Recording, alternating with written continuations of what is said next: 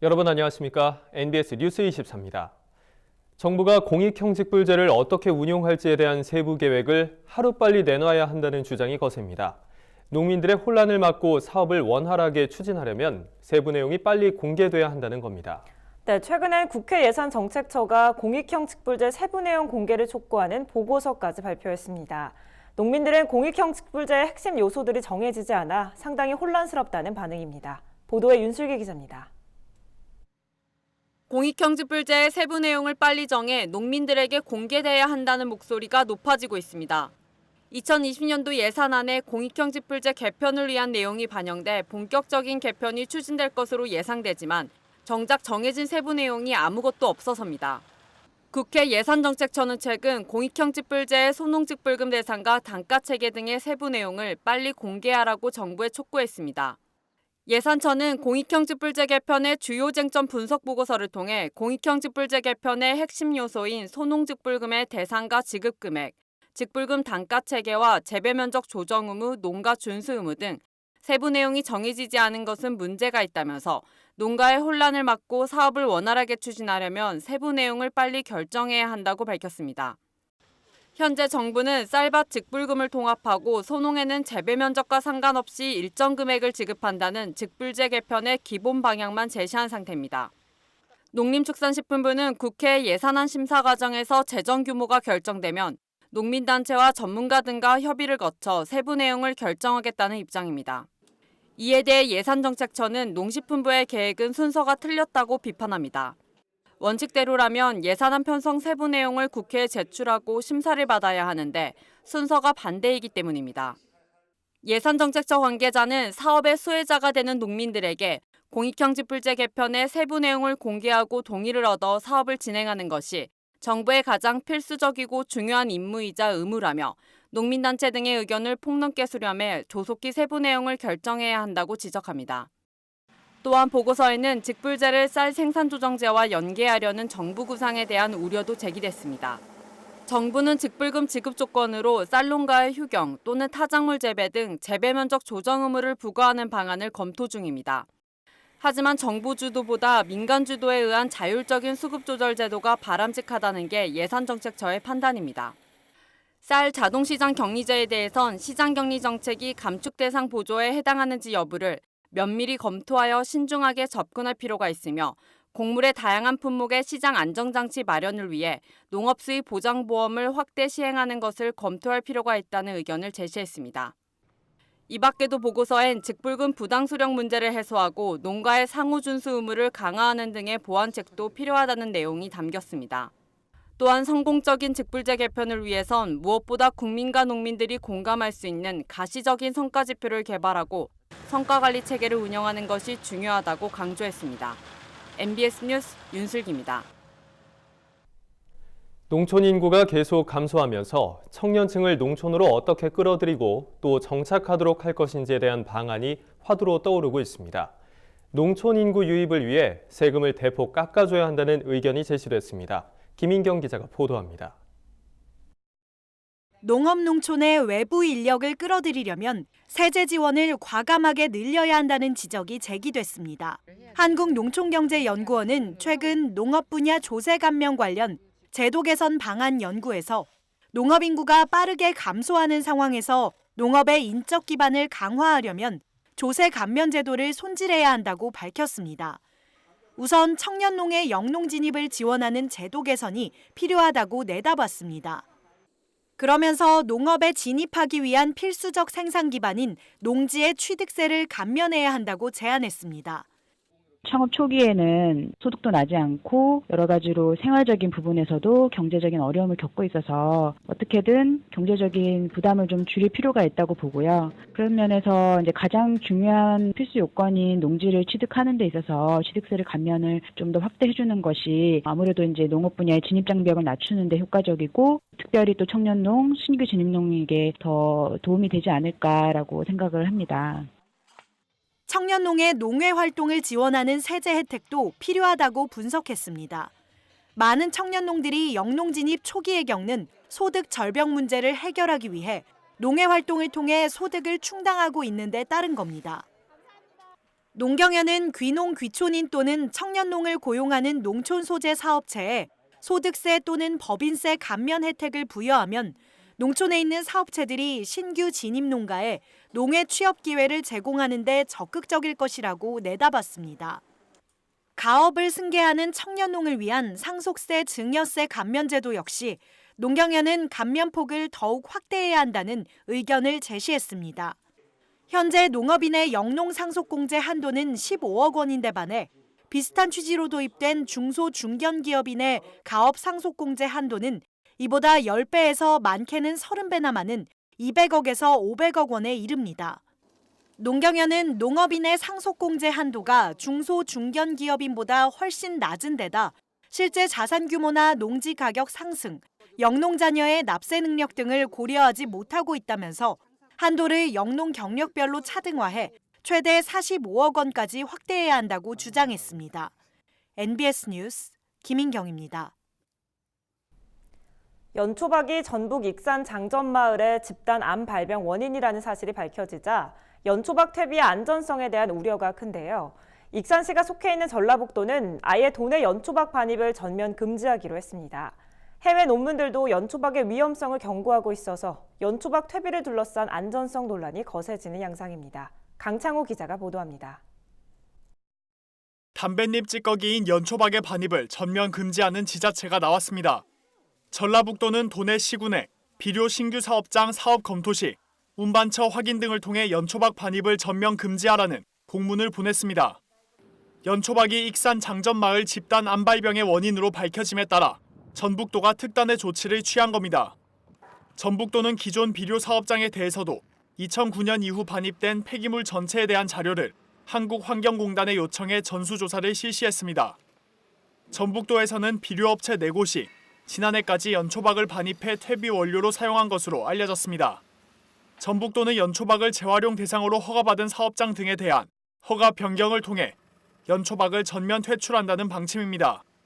그러며 도내 비료업체들이 연초박을 사용하지 못하도록 관리 감독을 철저히 하겠다고 밝혔습니다. 또 비료관리법과 폐기물관리법 개정을 중앙부처에 요청했습니다. 식물성 잔재물로 재활용이 가능한 연초박을 별도로 분류해 재활용 대상에서 제외하고 그 외 폐기물 재활용 시 환경성 평가를 실시해 유해성을 검토해야 한다는 겁니다. 장전마을 사태와 관련해서 도내에 반입되고 있는 연초박 등에 관해서는 저희 도에서 시군과 협력해서 강력하게 반입되지 않도록 조치해 나가고 앞으로도 이러한 장전마을과 같은 사태가 발생하지 않도록 저희 도에서 대응책을 만들어서 한편 장전마을 환경비상대책 민관협의회 민간위원 9명도 최근 성명서를 내고 1급 발암물질을 발생시킬 수 있는 연초박을 더 이상 퇴비 원료로 사용해서는 안 된다고 촉구했습니다. 민간위원들은 성명서를 통해 연초박을 퇴비 원료로 사용했을 때 발암물질인 담배 특이 니트로사민이 어느 정도 배출되는지에 대한 실험도 없이 퇴비 원료로 사용할 수 있도록 허용한 것은 심각한 문제라고 지적했습니다. 그러며 세계적으로 공신력 있는 학술지인 농식품화학저널 2013년 11월호에 게재된 해외 논문을 인용했습니다. 이 논문은 담뱃잎의 발암물질이 보관 온도가 높을수록 그리고 담뱃잎의 질산염 농도가 짙을수록 증가한다고 밝혔습니다. 그늘에서 말린 담뱃잎을 60도에서 24일 동안 저장하면 10도에서 저장한 담뱃잎보다 발암물질이 7.7배나 증가한 사실이 입증된 겁니다. 퇴비화 과정에서 온도가 높아지면 담뱃잎 찌꺼기인 연초박에서도 발암물질이 증가하게 된다는 의심을 가능케 합니다. 퇴비를 만들려면은 그 섞어갖고 물기가 어느 정도 있는 상태에서 미생물 분해에 의해서 열이 한 70도까지 올라가요. 퇴비는 안전하다고 생각했지만 그게 자체 물질이 발암물질이기 때문에 퇴비를 처리하는 과정에서도 발암물질이 나올 개연성이 있고 이 밖에도 화학 분야 세계적 학술지 화학저널 2017년 판에서도 연초박의 위험성을 확인할 수 있습니다.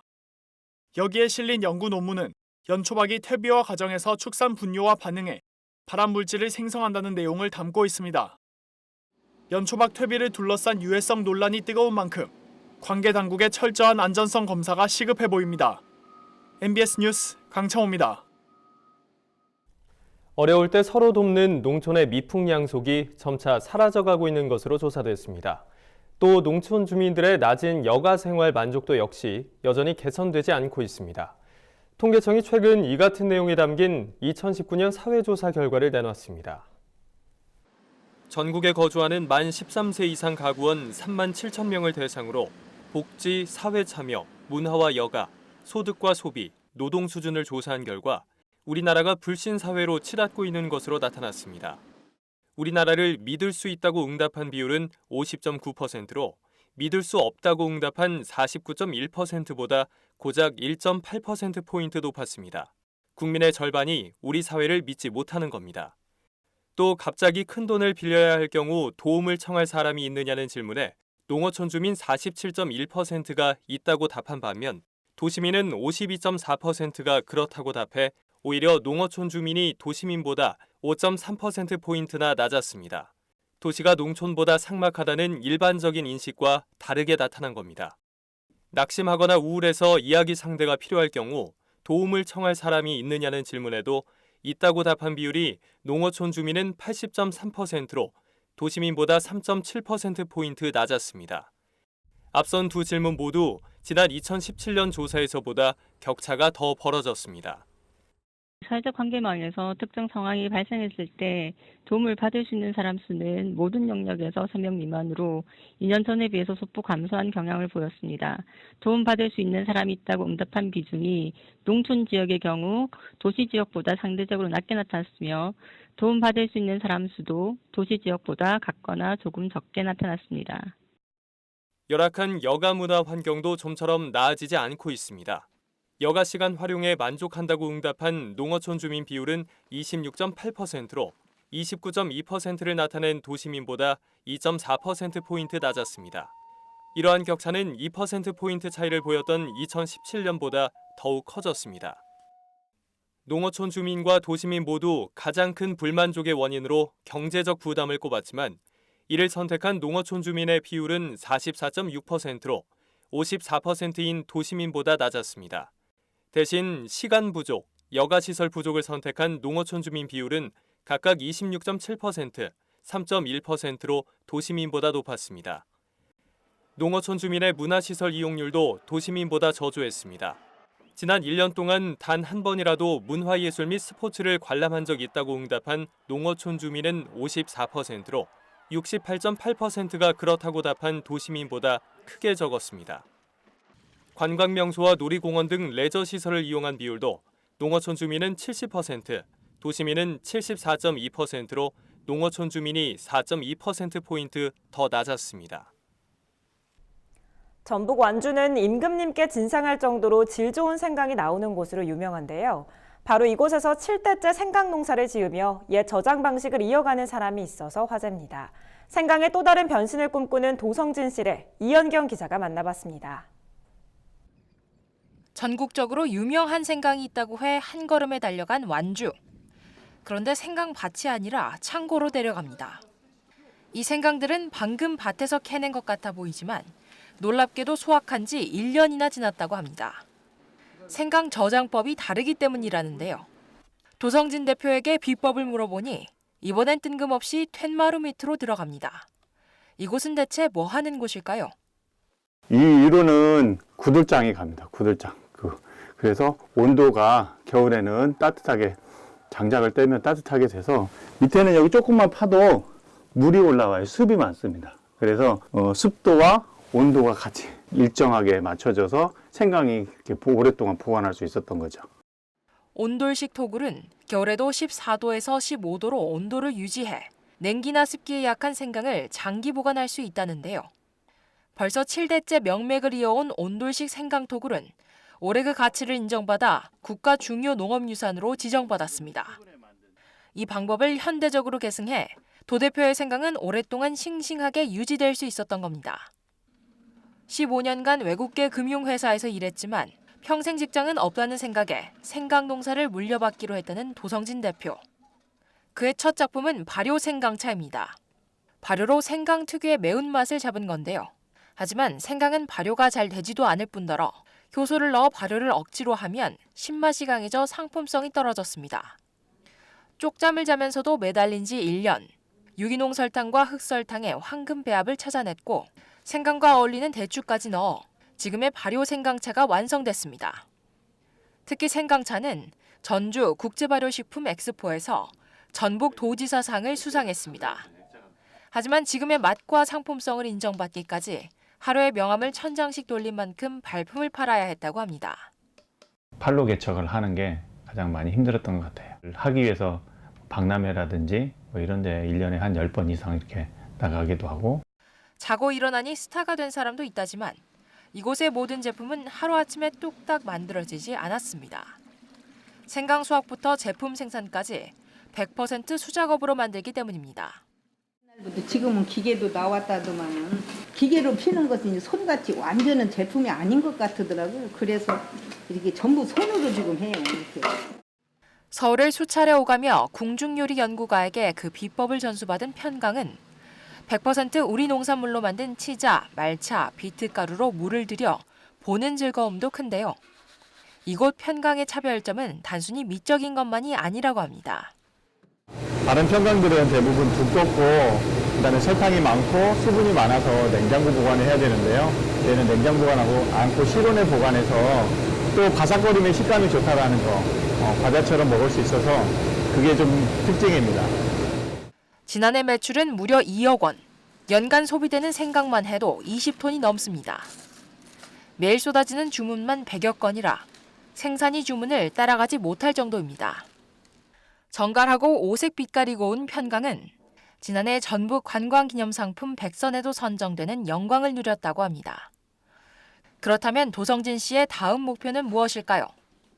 이 농촌을 좀 살리고 싶어요. 그래서 6차 산업을 실시를 해서 이곳 봉동 생강이 유명하거든요. 이곳에 좀 많은 사람들이 와서 체험도 하고 농촌으로 많은 사람들이 올 수 있도록 하는 게 제 꿈입니다.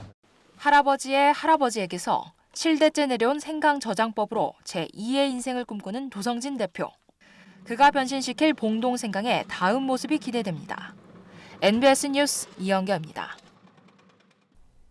다음은 지역 뉴스입니다. 경기도 농업기술원이 최근 농기원 농업과교육관에서 도가 자체 육성한 쌀 품종 참드림 품평회를 개최했습니다. 이번 품평회에는 도내 16개 시군에서 농민들이 직접 재배한 참드림 벼 50점이 출품됐으며 외부 전문가 18명으로 구성된 심사위원들이 품질 분석, 식미평가 등 3단계에 걸친 엄격한 심사를 실시했습니다. 참드림은 경기미의 절반을 차지하는 일본 품종 추청의 대체 품종으로 2014년에 개발됐으며 밥맛이 차지고 부드러운 데다 상온 저장성이 좋은 것으로 평가받고 있습니다. 도는 앞으로도 참드림 재배 확대에 박차를 가할 계획이라고 밝혔습니다. 경상남도 농업기술원이 최근 농기원 에이텍 영상교육장에서 2019 경남곤충대학 수료식을 개최했습니다.